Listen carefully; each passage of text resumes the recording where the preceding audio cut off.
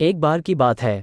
एक बार एक अध्यापक एक संपन्न परिवार के शिष्य के साथ कहीं जा रहे थे, तो उस शिष्य को कुछ मजाक सूझी क्योंकि उसको रास्ते में किसी गरीब मजदूर के जूते दिखाई दिए। उसने अध्यापक से कहा, गुरुजी, अगर हम इन जूतों को छुपा दे तो कितना मजा आएगा।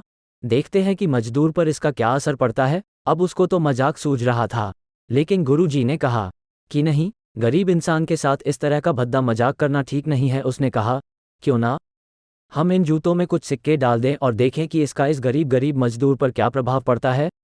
उन्होंने ऐसा ही किया। जैसे ही मजदूर अपना काम करके लौटा और उसने एक पाँव अपने जूते में डाला, तो उसको कुछ कठोर सा महसूस हुआ। उसने अंदर हाथ डाला तो उसको कुछ सिक्के दिखाई दिए। वो थोड़ा आश्चर्य में पड़ गया। आसपास किसी को देखा तो कोई भी दिखाई नहीं दिया। वापस उसने दूसरा पैर अपने जूते में डाला और वापस उसको उसमें कुछ सिक्के दिखाई दिए।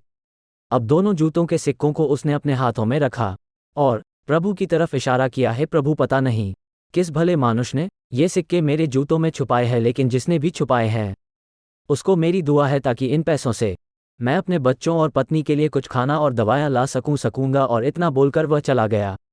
इस बात को शिष्य और अध्यापक दोनों सुन रहे थे। अब अध्यापक ने शिष्य से पूछा कि अब तुम मुझे बताओ कि तुम्हें कैसा महसूस हुआ, तुम्हारी पहले वाली मजाक या मेरा ये तरीका।